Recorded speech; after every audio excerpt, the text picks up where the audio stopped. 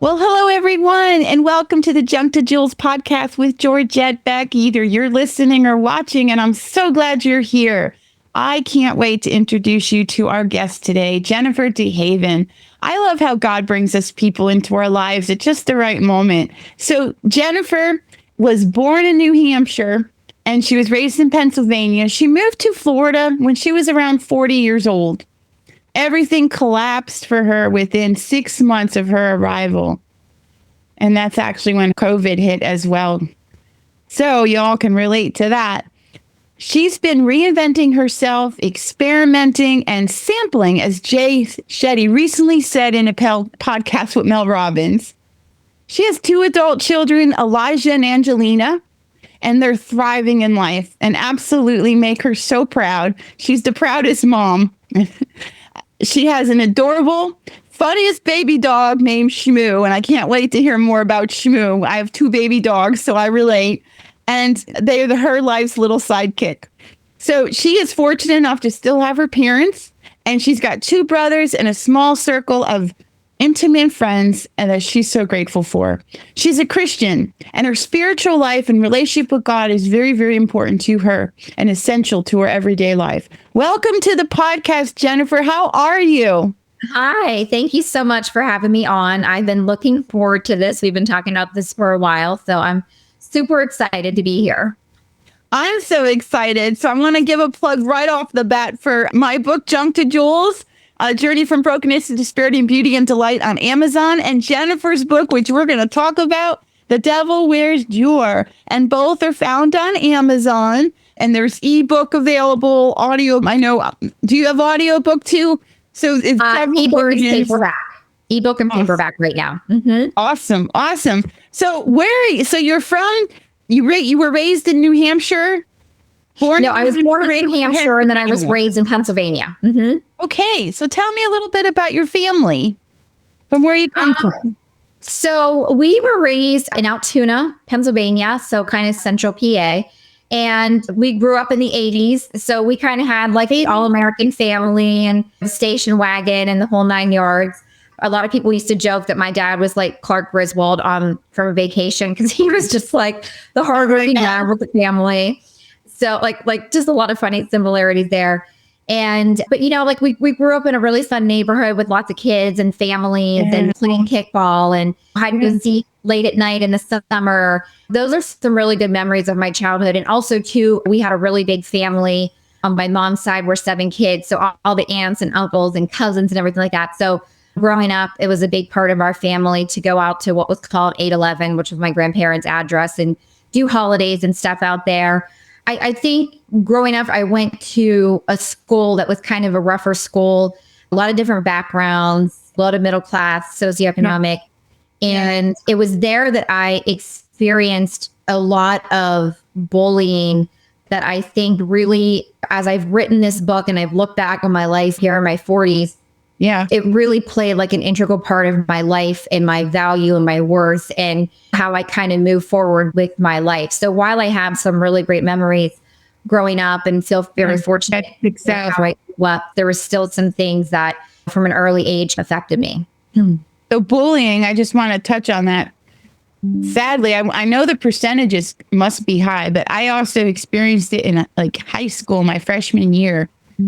Enough so that my parents were actually contemplating taking me out of the school and putting me in a private that had less opportunity, less courses. So we ended up trying to stick it out. How scary. Like, I don't know about you, but I got notes. We're going to kick your butt. Like, it's so traumatic. And people don't understand, like, kids have it really, really hard now, even more so. But it does affect you. It does affect your self-esteem going forward. And you talk about that. So it's a huge thing. And I wish we could just say, love everyone, please. I know. Parents that have kids that are dealing with that, like our parents don't know what to do sometimes. Like what are the solutions? You have to go to school, right? Right. You have to grow a thick skin to a point, but then it's also how much can certain people take? Some people can only take so much. And it's like, how hard? I don't want to be like a hard person, but sometimes you feel like you have to. But I think for me, it's like one of those things where it's like, I have found myself always questioning my worth and my value. And I don't do that as much anymore, but I still feel like you always have to play up and protect yourself. Yeah. Yeah. Golly, man. So then fast forward, you marry your high school sweetheart, right? No. So in high school, I partied a lot. I was really kind of like, I was skipping school and getting into trouble. Luckily, I never got into drugs. It was more drinking. And so I ended up at the end of my senior year, my high school boyfriend, I was pregnant. So I was a teen mom. I've been a mom ever since I was 18 years old. So it's kind of a huge part of my identity, my main identity. Yeah. And it came with a lot of struggles. We were together for a couple years and parted ways. We were really young. And then I got married a couple years later, and then we had a daughter. So my kids are 8 years apart. We were married for 4 years, and I still felt like a single mom. So we got divorced. Now, this is after you put, like, so the dad's your first child's father. He didn't stay around in the picture. And back then, they really didn't talk about it. He did? No, he did. Yeah, he's now both of my kids have good relationships with their dads. Oh, that's wonderful. Our relationships, we were too young and, so we parted ways. But, they still have good relationships with their dads as adults, which is great. But no, I mean, I feel as like a young mom. I went to school, I worked a job, I had a son, and then I got a teaching job. And it was great because I was on my kids' schedules. And it was great to be on that schedule with my kids. So I kind of raised them while I was going to college and while I was a teacher. But I always kind of felt like I was always struggling. You always want to provide for your kids. You always want to give them the best. You always want to, if you didn't have something growing up, you want to make sure they had it growing up. And so I was all about just being the best mom that I could be. But I was young and it was hard. Were your mom and dad supportive when you first had the baby? That can be tough on young moms, especially. That's one of the things. Like, yeah, it was very challenging. And I think it led to a lot of conflict. And it's interesting because we've been watching a series lately where there was a woman who was a young mom and her boyfriend's mom kind of wanted to take over. And I think that happens a lot because now that I'm older, I can see like, well, I know what to do and you're too young and you don't know what to do. So I think there's a lot of that at play and there's a lot of power struggles because I just wanted to be a mom, but not to say that I did or didn't know how. And then you have grandparents who want to do what they know or think is right. So I think it created a lot of conflict. It was challenging for sure. First off, motherhood, parenting for everyone. It's a huge responsibility and it's a divine calling. But yeah, doing it on your own, you're working the jobs. So we have similar journeys. I love this, how education played a huge role in who we developed. And you were going to, the jobs, going to school. And I think that had its hardship, but it also is blessing in disguise. I'm sure like you were already a responsible, strong person, but it was helping you to stay driven to your dreams. Like you really were honing in, right? Yeah, I feel like my kids really, probably if I would have gone away to college, I probably would have partied until something bad happened. Mm-hmm. So to be honest, I always kind of felt like I was like saved to eat. And it's funny because I used to say when I was 18, like I'm a 40-year-old. And here I am, like I'm a 40-year-old and I have like a totally different life, right? But yeah, I mean, it was definitely a different life growing up and raising kids while you're still growing up. You're growing up along with your kids in a different season of life. And then the responsibilities. And there's never a rest a lot of times. I remember that there's bills, there's things to get for everyone. There's calendar, there's schedules, there's school responsibilities, work and all of that. So yeah, right. But it kept you had a good head and it was moving you forward and keeping you focused on, no, I don't want to do this forever. Like right. This kind of thing. You had this thing, I'm going to create a life for myself and my children that is something they're going to be proud of and that helps them be better too, right? Absolutely. Yeah. Yeah. Oh my gosh. So now let's see. So you moved to Florida right before COVID hit? Yeah. So May of 2019, I moved to Florida. So I taught for 15 years and then I had an opportunity with a small startup company where I lived. And I jumped at the chance because I wanted to do something different. I always felt very entrepreneurial. I always felt like I could do more. And I just wanted to be in the business world. Like whatever that meant, I wanted to be in the business world. And so I got this opportunity. I left teaching. I started with this company. I just grew with them. I learned so much. I mean, it's crazy the amount I learned, the people that I learned from, the traveling that I did, the people that I met. It was just a really amazing experience. So I got offered a position as a partner with one of the franchises that we worked with to move to Florida. And so it was this huge thing. I had always wanted to move to Florida. It was always in my heart to move to Florida. And again, with your kids, I wanted more for them. I felt like I could give my daughter more opportunities. My son was in college. My daughter was still at home. I wanted to give her more opportunities. So we moved. And within 6 months, things happened out of my control. The investors pulled out and the office closed. And I found myself kind of scrambling. And then COVID hit. Pretty much since then, it's been a roller coaster. And there's been times that have been steadier than others, having jobs or real estate. I started working in restaurants again. I started a beach brand. I wrote the book. And so when I look back, some people are like, she's all over the place. Yeah, no. Can we back up for a second? Yeah. Here's the deal. This is life purpose stuff. We're going to go deep and go there. You did an amazing career as a teacher, like 15 years, I think you told me. 15 years, that's a long time. And you know what? Like, I remember back in the day, people thought, oh, we have to be at this company forever. Like, you have to know what you want to do and go that track. And nowadays, things are changing. People are realizing not so. But if you look back, hindsight's always 20/20, you see the dots connecting. But the thing that we have to remember to share with everyone, follow your heart, your inspiration, the inside guides. And you always knew there was like this seed. You wanted to do more. Always it's like that thing in there. And you were an entrepreneur. As a teacher, I think a lot of teachers, you run your classroom. It's a mini business. Okay. You're handling a lot of things all at once, and you're creating and you're planning and it's all of it. The leadership with the little minis or however age, but you did a jump. You did a jump, and you never would have found out about anything after you would have stayed if you didn't take the chance. I think too, we need to talk about that because yes, I'm like you. I have a vast background, but God had shared with me strategic assignments is what he called them. And now that I'm older, I could say to others, I know I have evidence. I saw how it all kind of fit in later. You learn something in every season of life, but you had the courage. You had the faith, you jumped. And then, yes, you had no idea what was going to happen. But talk to me about those decisions first, before later. Like when you first did that jump. Now, mind you, you were getting a little tired as teaching. So you were like paying attention to what's going on inside you. And you know what? Those are signs. Like this door of my season of your life. Like talk about that time when you had those choices.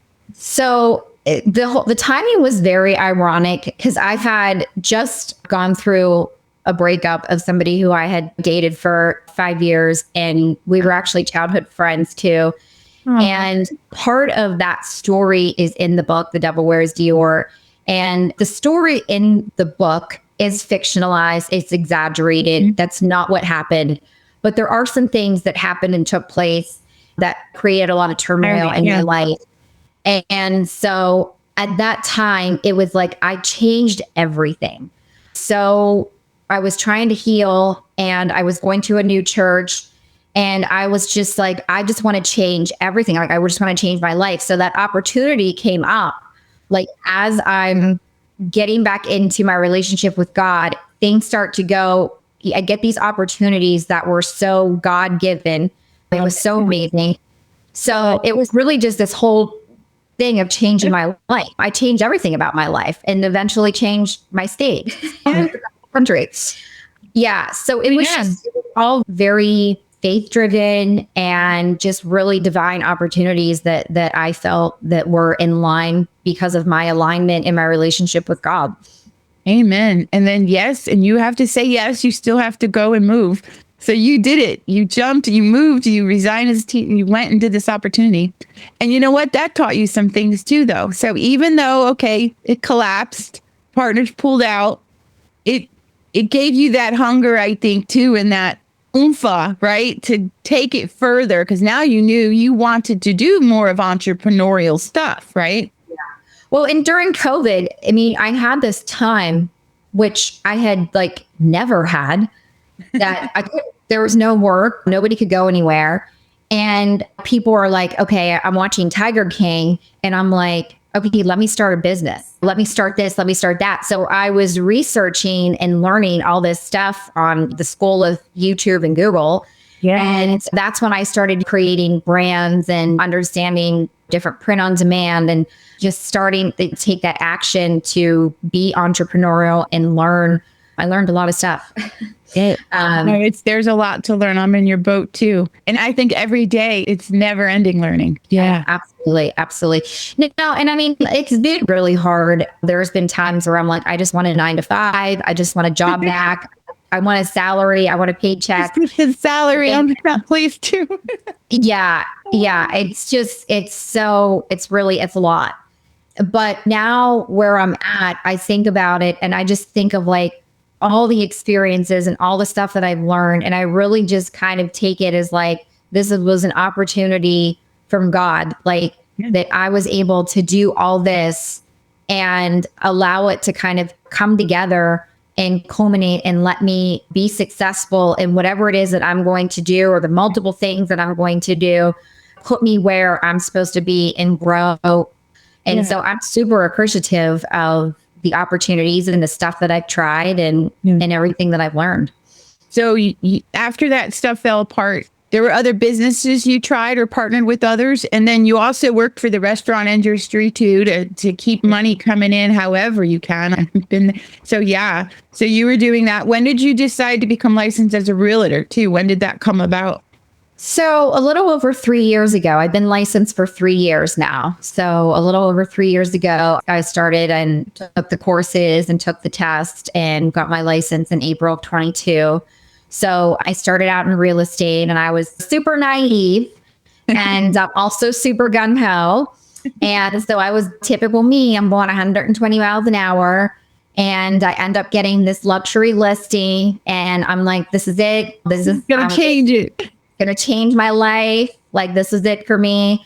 And then, of course, this is the story of The Devil Wears Dior. This is what prompted the book, The Devil Wears Dior. Putting up the book cover for those that are watching on YouTube, The Devil. You did a beautiful job, by the way. So I also create my cover too. And it's nice to have that you had this in stake with it. Like you were a part of this. You created the artwork and all. Like, this is beautiful. Yes, thank you. I love it. I'm super proud of it. It's just like every time I look at it, I'm like, oh my gosh, it's so beautiful.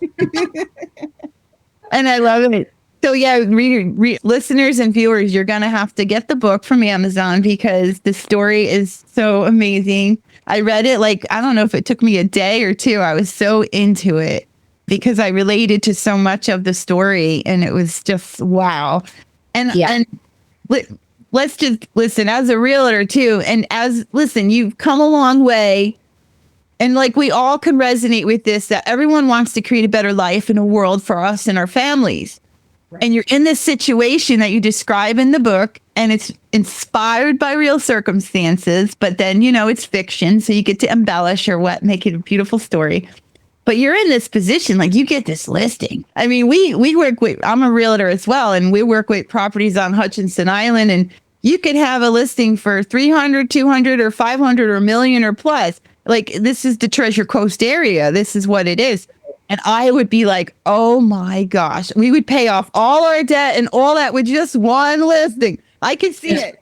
But then now you're in this place where there's no backup. There's nothing. You're in it. You go and share. You're so excited, right, to your fellow people at the agency, and no one else is happy for you. What? Like there were some definitely odd things. I mean, there was definitely foreshadowing. I don't know. Or a lot of people were like, "Who are you?" You know what I mean? Like I had just started real estate, so it was like this They didn't think you deserved it, right? Like they were like, who is she to get this high listing? Oh, I yeah. see some of that with the older ones, the seasoned realtors, like who is this newbie coming in? Yeah, okay. Especially over on the island. Yeah. Yeah. Who are you? So the fact, yeah, I'm like you, I'm an achiever and I'm not going to give up. So it's like sometimes you have to walk away because the wall is there because sometimes though that wall is to teach you. But I wouldn't have walked away either. Like if I was at the single mom, like I'm going to provide, we're going to make this work. And too many times you kept coming across these challenges that challenge who you are, what you are. And then you just like, no, I got to make this work. Right. Yeah. Yeah. And it was also kind of like delicately walking on eggshells and doing like this dance where I'm saying and doing the right thing. And it was all about the almighty paycheck. And this went on for a couple months. And then eventually it just wasn't worth it. It wasn't worth it anymore. And again, everything imploded. And I had to I did take a step back from real estate. I tried to stay in it, but then I just knew like I had too much negativeness around it. And I was tired of hearing myself talk about it. So I had to step back. I had to step back a little bit. And I took some time and I was working in a restaurant and doing some other things. And I took some time to write the book. And that really helped you. And that's what, as writers, we know, and people who journal, I journal too. It's so powerful. The writing itself, the act of writing it out helped you process. Absolutely. Right? Absolutely. No, it does. It does. And I mean, till I wrote it and then I didn't really know what direction I was going with it. And the strategy behind it and the flashbacks in the story and the way it kind of twists 3/4 of the way through. And then the ending is like, nobody sees the ending coming. It was all very strategic, but I didn't know where I was going with the book at first.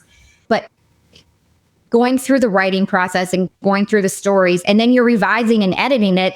So you're always going back through and reading it and reading it and reading it. And there's certain things where it's like, to this day, if I go back and read it, like I still cry, you know what I mean? Or I still get emotional, you know, it definitely inflicts a lot of different emotions, but I think it's a good thing. It's rewarding. Authors and writers, people don't understand the task of writing a book until they actually do it, and then publication. Like writing is one thing, but then editing. You have to love your story because you're going to be in the editing, rewriting stage for who knows how long until it's deemed done. And then I go and reread, or it brings you back to that emotional place, because that's like music too. Words, stories, it's like music. You're right there. Just the fact that you completed it, you did it, it's a huge accomplishment. Authors all over the place understand this. We're like in a different tribe now, and the artists that complete it. It's one thing to say, I want to write a book, but it's another, actually, you're on the other side now. Yeah. Yeah. Did it? But I've had a lot of people say to me, they're like, oh, I could write a book. I've had so much stuff happen to me. And I'm like, yeah, a lot of people could write a book. A lot of people have wild stories, good stories, whatever. But yeah, no, you're right. Until you've like actually done it, gone through it, learned the process, gone through the process. I mean, it's a whole thing.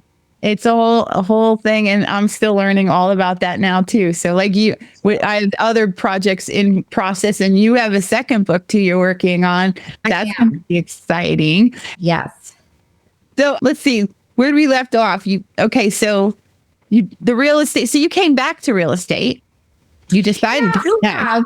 I have. And I think like in the past year, I kind of stepped back and just let it come more organic. There were people who reached out to me because I had referred them in their business, and they wanted to work with me because they knew, like, and trusted me, or somebody who I'd worked with before and they wanted to work with me again. So I kind of just had this like sudden pop of very organic business.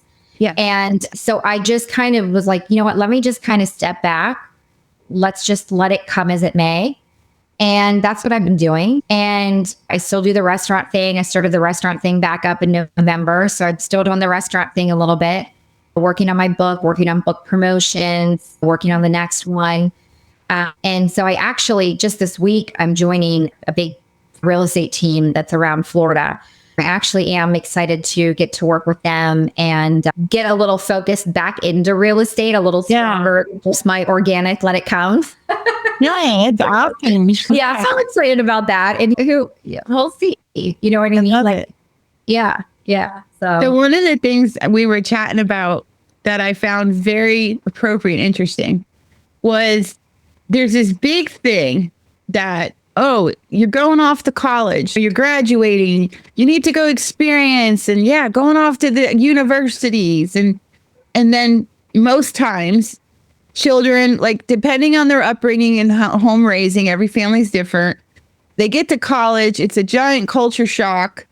And then they're just thrown in, they're overwhelmed, they don't have the support feedback, and they're partying every night. Like, whoa. And then never mind whatever different universities' theology is or what they're doing. But you brought up some good points about how is that normal when we're pushing our kids, or it's deemed okay to live in chaos, or partying is part of that they have to party to grow up and become a developed older adult.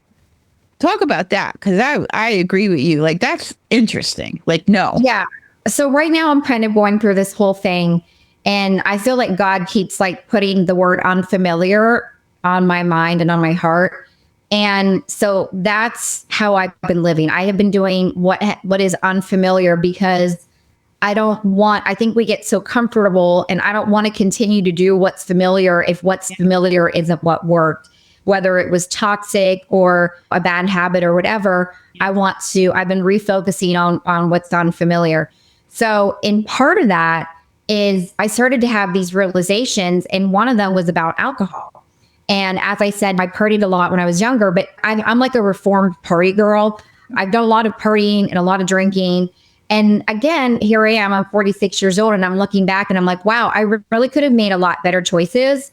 Yeah. And it could have been, I feel like not only was it when I was drinking, but I think because also too, like your brain isn't functioning as well as it should be when you are a drinker. Right. And also I was using it as a coping mechanism.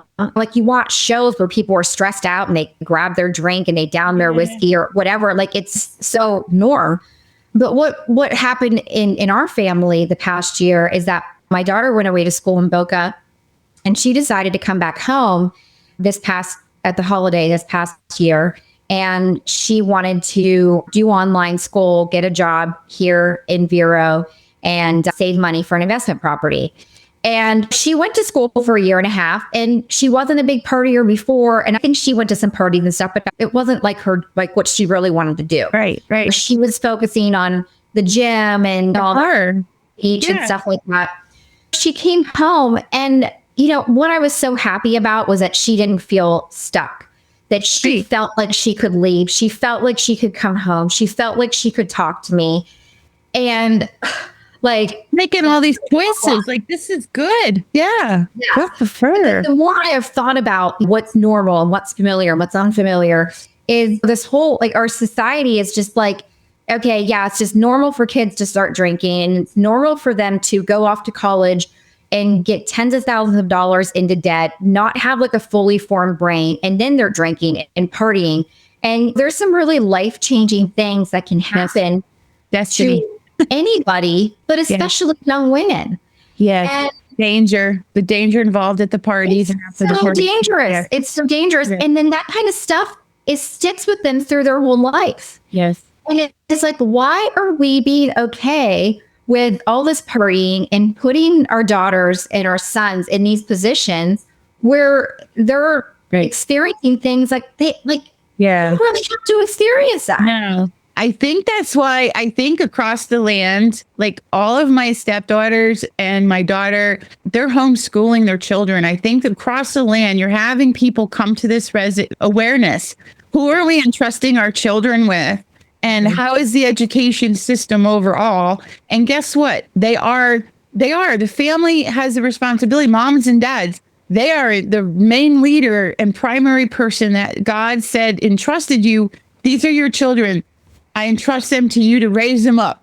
And I love the fact that homeschool is becoming a thing, because They want more response. They want to have more say in the input of what's going on in their child's life, no matter what age. And I'm talking homeschool, younger, elementary, or the college age.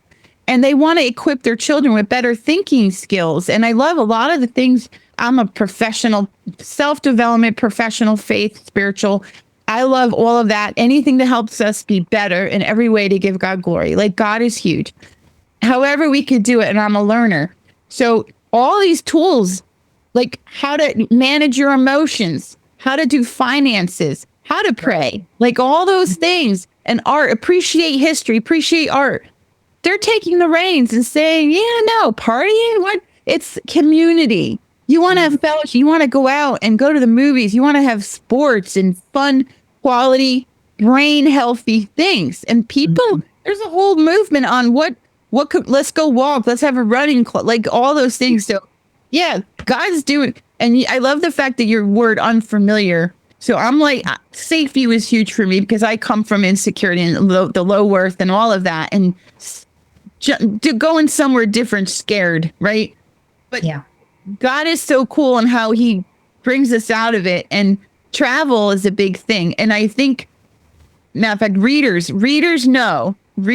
and travelers, your perception increases and your worldview becomes even more vast, which helps your decision making, your understanding and compassion with people. So you're on that journey on purpose with your unfamiliar because God's increasing his perception and who you are and what you're going to bring to those around you, because we each have a calling to give. And that's who you are. You're giving. So I love that. Yeah. And I feel like I'm kind of trying to figure out exactly what my direction is with insofar as promoting my book, because it's not just a book and a good story. There was a lot of messages in it. And I feel like I've had so many women and men too say to me how they related, similar things that they went through. And that, like, when people tell me that the book resonated with them, I'm like, oh my gosh, like this is exactly what I wanted. Like, this is so amazing. And so I feel like for me, I've had moments where I'm like, it's over. Like, my life's over. Everything's going wrong. Nothing's going right. And I just feel like that message of that you can be an overcomer and that you can get through it. And there's another day and you can recreate and you can redo and you can start over. You're never, it's like, you don't stop. The world's yours. Like, there's no being stuck. Yeah. The relationships too. You touched a little bit about some relationships, that there's abusive relationships and healthier relationships. And sadly, people feel stuck and they feel like they can't get out of some of those ones. But those are the time, like it is always wise if there's not self-love if you're not in a loving place or respectful place, the courage to leave is very important. And then you do come to other opportunities around the corner. Valleys aren't I call it seasons. Yeah. All seasons don't last forever. And that includes the valleys. That includes when you feel like you can't go another moment. That's not going to be forever if you could just stand there, look up, right? It's going to, and you and I both have we've had a lot of opportunities and we've been in different careers. I was a teacher too, teaching, business, restaurants, but all of them showed us different people, different cultures. And guess what? The next thing's right around the corner. And it's all of that learning helped you know what to do next and to bring your expertise for someone else. And I love realty. Don't you? Real estate to me is like, I call it divine appointments every day. Like, I don't even no matter what field. Some people get hooked on the competition. What competition? We're all created to bring forth our giftedness and who we are in the world. And whoever is meant to work with us is going to come. And it's an assignment and an alignment, right? Right. Everybody lives somewhere. Like, there's plenty of people out there. Exactly. It's okay. It's okay.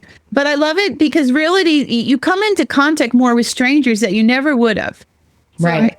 It's an awesome opportunity in a career to do that. I see that. Don't you? You get to meet some really amazing people. I call them appointments. Yeah, I do. And some of the things that I've realized in the past year is being able to help people who genuinely really needed help. And so I'm really big on going through paperwork and contracts and really having them understand what they're signing, walking them through the process. This is what's going to happen, and really helping them get to their next destination, whether it's buying, selling, both, whatever, because they really, really genuinely need the expertise and the professional help. And I really appreciate you guide them. Good agents care about the people. It's not about the commission. It's about the person involved in the transaction. That's a good agent. The realtors really care, and you're doing that.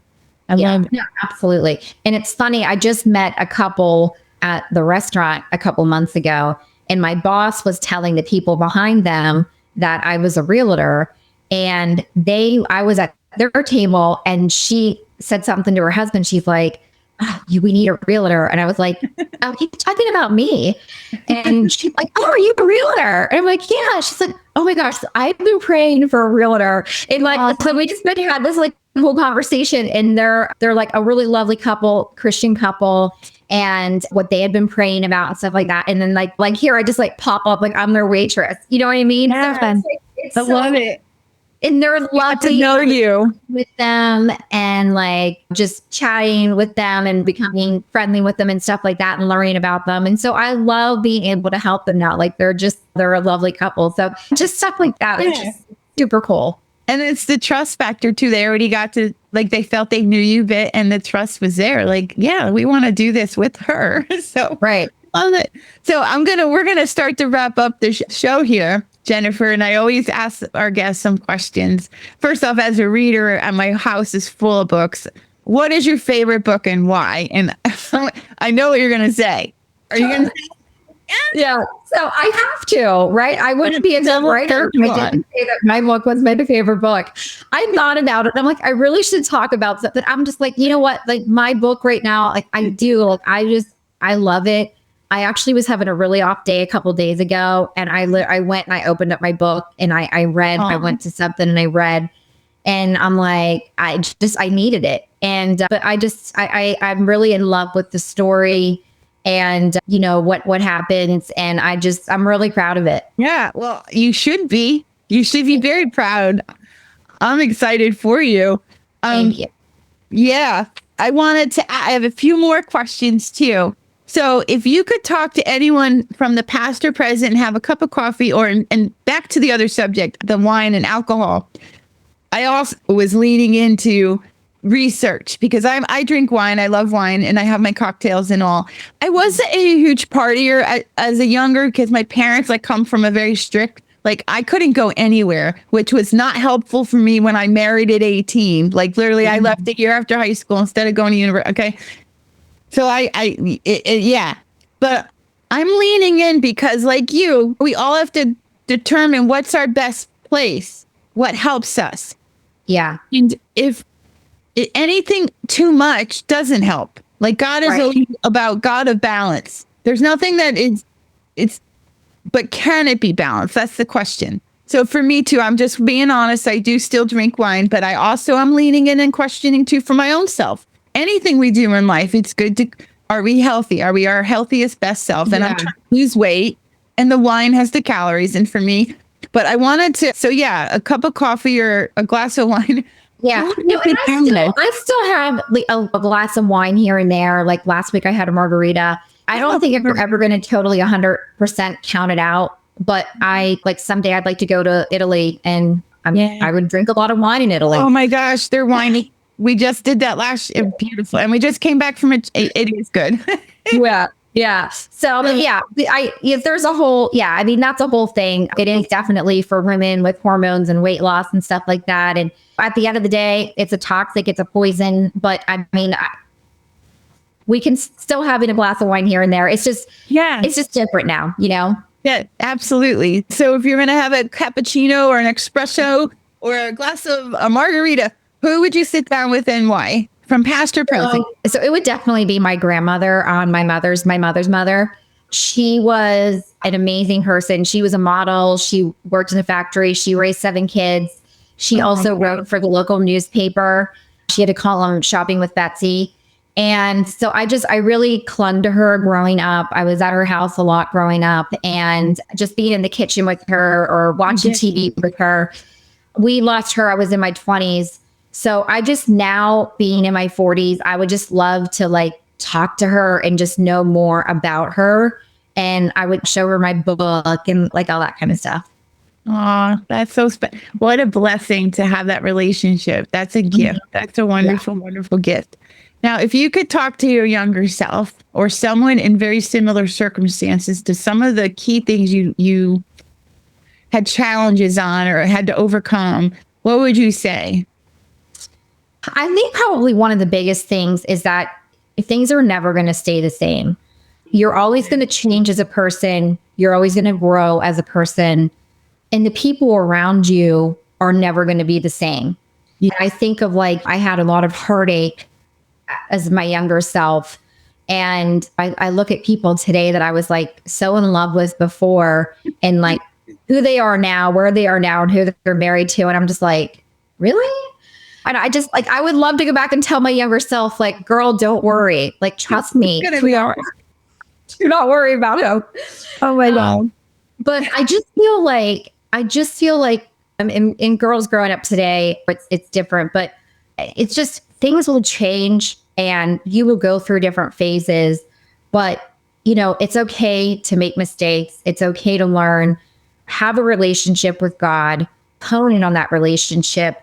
And I feel like where I have tried to have a relationship with God over the years, I've always gotten sucked into the familiar, which is why I'm really big into the unfamiliar right now. Yeah. And so, you know, what's really worth it? Decide what you want your life to be, what you want your lifestyle to be. And the people that attach to that are your people. The people who don't attach to it, they're not your people. No. Yeah. So I love that. Well said. Now, I'm a word person, so I collect quotes, affirmations. I read my scripture, meditate on my scriptures. Do you have a favorite quote or affirmation or something that you really like you love? Yes. So right now, I don't want to say it wrong. I want to make sure I read it, say it right. I got to scroll my screen.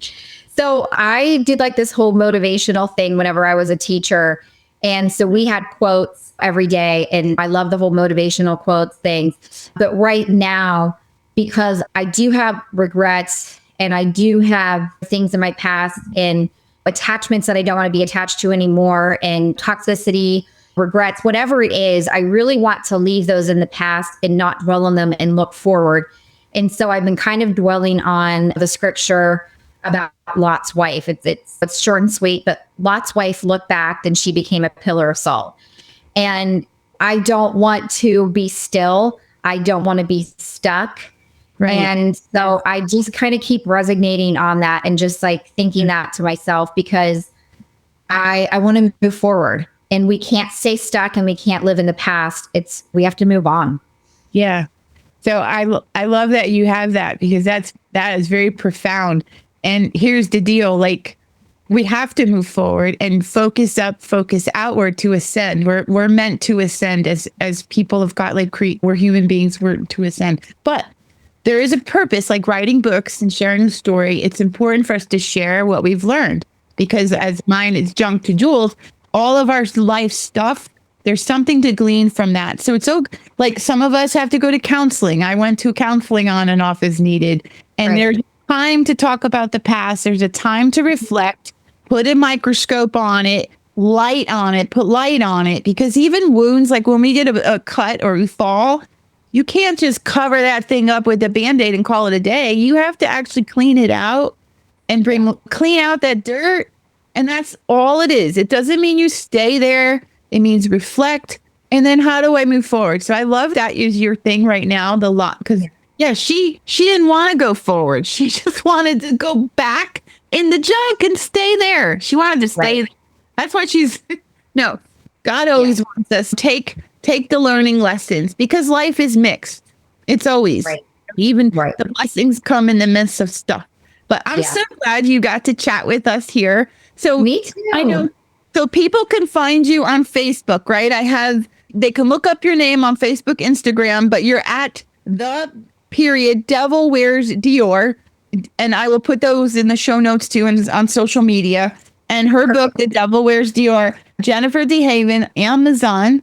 And you can get the one that you like, ebook or the hard copy. And I love my hard copy. Oh, I wanted to tell you, I love what you wrote in your prefix. Broken can really squeeze you into what you're meant to be. And the reality I'm building is a life I don't have to escape from while my work is meaningful, enjoyable, and on my terms. That is awesome. That's a great, awesome mission even. Like, I just love that. And you and I, Gilmore Girls too. I just wanted to say my daughter, her and I were like that. We love Gilmore Girls.